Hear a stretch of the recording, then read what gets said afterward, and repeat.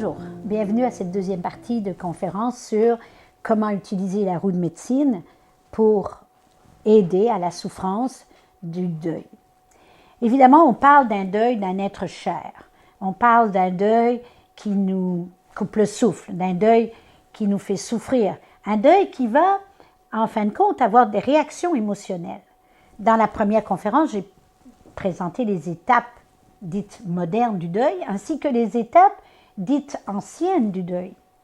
Maintenant, regardons quels, je dirais, affects sont causés par la perte d'un être cher. Les réactions émotionnelles sont différentes pour chacun, évidemment, mais elles vont entraîner des comportements qui vont entraîner je dirais, une vie un peu tronquée, parfois très tronquée, très coupée. Par exemple, l'isolement. La personne ne veut pas rencontrer les autres. Elle a comme une honte. Elle a comme une peine qu'elle ne veut pas dire. Elle porte comme un sac sur les épaules. Enfin, le manque de sommeil. La personne a de la difficulté à dormir. On peut le comprendre, surtout si elle était aidante naturelle de la personne qui est décédée. Elle était toujours au qui-vive. C'est resté dans sa tête. On peut penser que quelques repos va lui apporter le sommeil. Mais il y a plus. La souffrance du deuil va entraîner des cauchemars, va entraîner un sommeil altéré, un manque d'espoir devant la vie. La personne ne voit plus l'avenir. Les personnes qui m'ont consulté, j'ai plusieurs années de consultation au niveau des deuils, ont toutes quelque chose en commun, ou presque toutes. C'est l'impression de broyer du noir. Comme si le deuil devenait un nuage noir dans lequel elles habitaient et duquel elles ne peuvent pas se défaire. Et elles pensent qu'elles ne peuvent pas se défaire. Évidemment que la roue de médecine va renforcer quelque chose de très spécial qui va faire en sorte que le nuage va se dissiper, un peu comme la brume du matin, un peu comme la nuit quand le soleil se lève. Et c'est pourquoi j'utilise la roue de médecine dans les étapes pour aider au deuil. La roue de médecine se présente donc comme un outil de guérison. Guérison est un grand mot, je l'ai déjà dit. On ne guérit pas d'un deuil. On active des outils pour mieux le porter et en faire une rampe d'accès vers quelque chose qui s'appellerait un retour à soi. En fait, quand le deuil nous frappe, nous avons à constater que cette vie humaine prendra fin un jour pour chacun d'entre nous. C'est une constatation riche en ressources. Cela démontre assez facilement que le jour que je vis est vraiment extrêmement précieux, que l'aujourd'hui est un cadeau à vivre absolument, complètement dans ce qu'on nomme le moment présent. Demain, nous ne savons pas. Et c'est cela qui est parfois extrêmement difficile à accepter pour quelques personnes et pour la majorité d'entre nous, disons-le franchement. Nous aurions aimé que nos richesses accumulées durent toujours. Nous aurions aimé que ce travail que nous aimions dure toujours. Nous aurions aimé que notre santé soit toujours à son meilleur. Nous aurions aimé ne pas devoir voir la vie avec une fin. Nous voulons la continuité. Des recherches, d'ailleurs, prouvent que, vous savez, quelqu'un qui décède, qui va mourir, eh bien, continue à rêver à demain. C'est assez étrange que la plupart des mourants que j'ai accompagnés ont des rêves pour demain. Pourtant, demain ne viendra pas. Il leur reste quelques heures à vivre, un jour tout au plus. Mais ils rêvent à demain. Cependant, leurs rêves ont une couleur, je dirais, différente. Ils rêvent, la plupart rêvent qu'ils retrouvent les leurs, ou que les leurs les accompagnent, ou encore qu'une personne décédée dans la famille, eh bien, leur ouvre les portes d'un jardin, d'un temple, ou tout simplement se promène sur un nuage. On pourrait croire que c'est de l'imagination, mais les recherches vraiment considèrent que l'esprit humain ne considère pas sa fin. Ça veut dire que, d'après moi, et je vous interroge aussi, est-ce que la fin existe vraiment si notre esprit n'est pas capable de la concevoir? Ma maman qui est décédée aujourd'hui et qui était sage parfois, me disait, tu sais, c'est sûr que le paradis existe puisque je l'ai créé.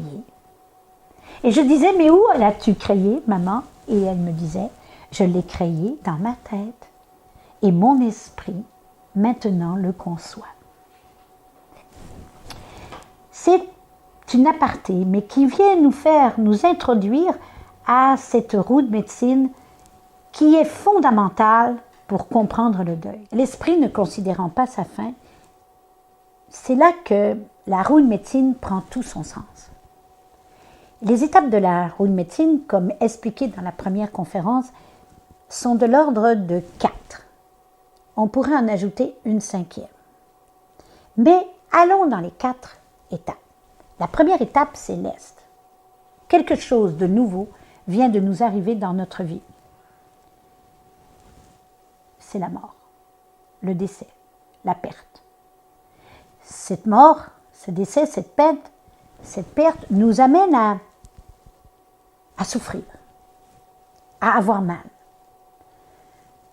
La perte d'un enfant, la perte d'un être cher, la perte d'une maman, d'un papa aimé, d'un frère, d'une sœur que nous aimions, la perte soudaine ou même la perte attendue entraîne nécessairement, je dirais, à avoir comme un trou dans le cœur.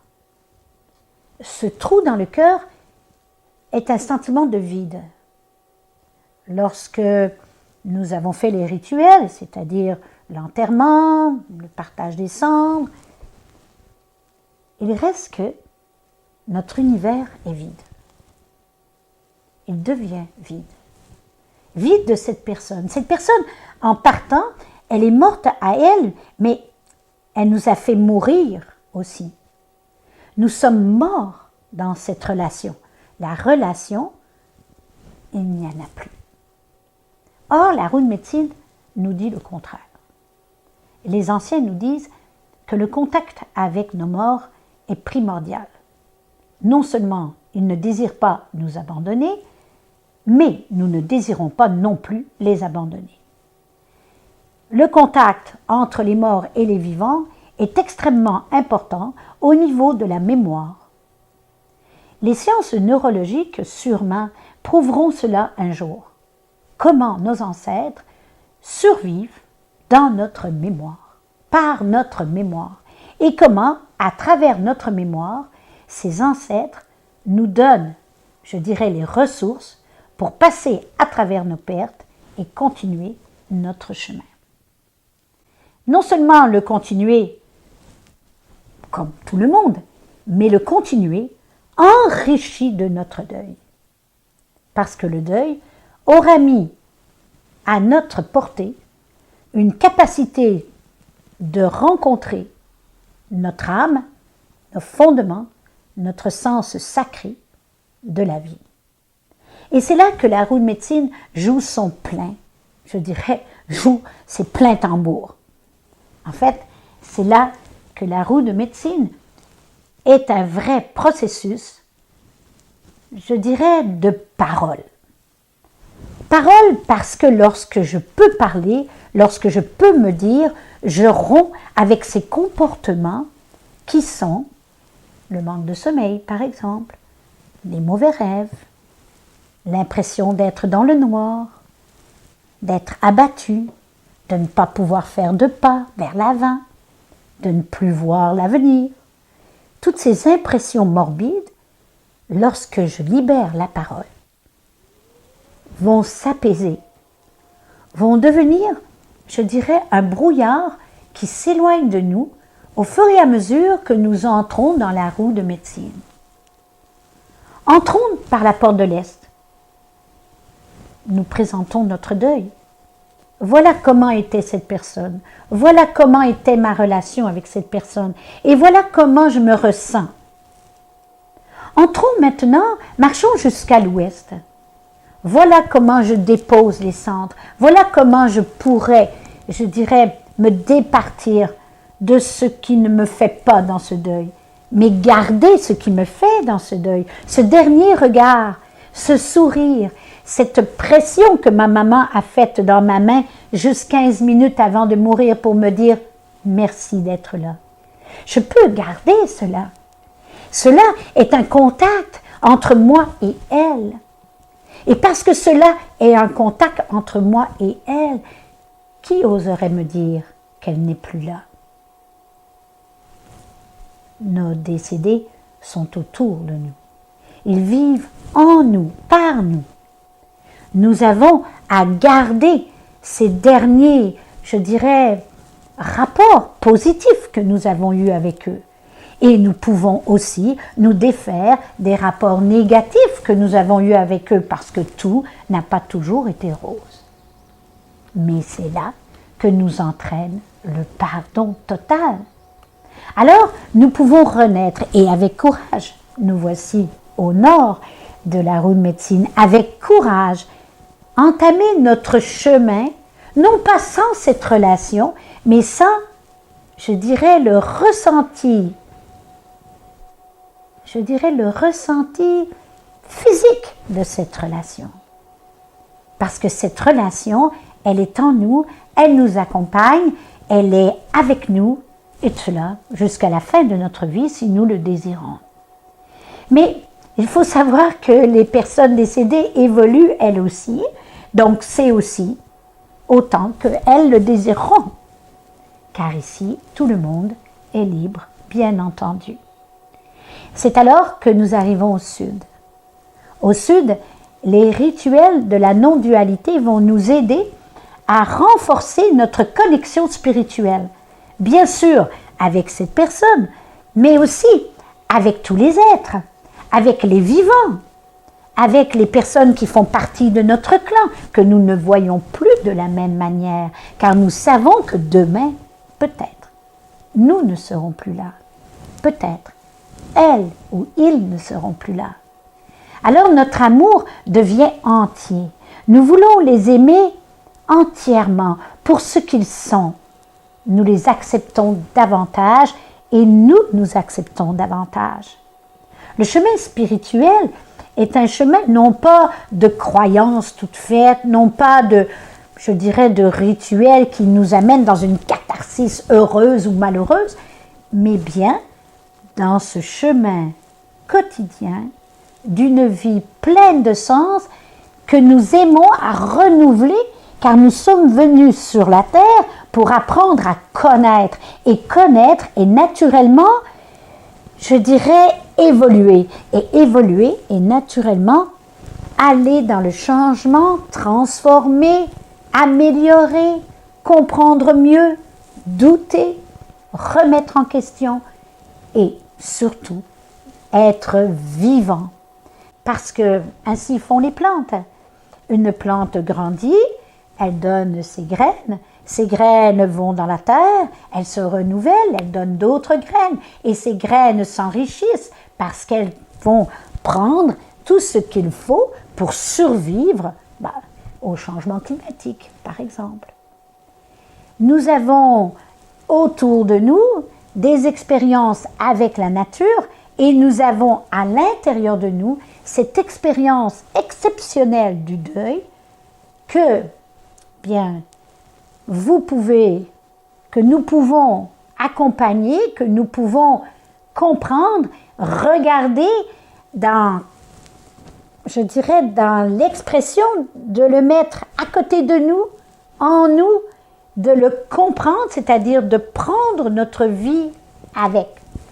Comprendre, ça ne veut pas dire rejeter, ça ne veut pas dire éteindre, ça ne veut pas dire oublier, mais plutôt prendre avec, nous enrichir de cette expérience pour aller mieux, pour faire de notre vie un chemin de sens et de sens sacré.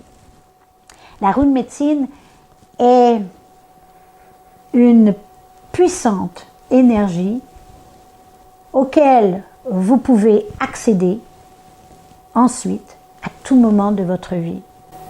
Bienvenue dans ce processus que vous pourrez continuer par différentes manières comme il vous sera proposé dans quelques minutes. Ainsi, vous pourrez vous nourrir davantage, le comprendre davantage. En tout temps, vous pouvez aussi m'appeler pour un rendez-vous personnel pour mieux vous comprendre et entrer dans un coaching sur la roue de médecine, le deuil et la résilience, bien entendu.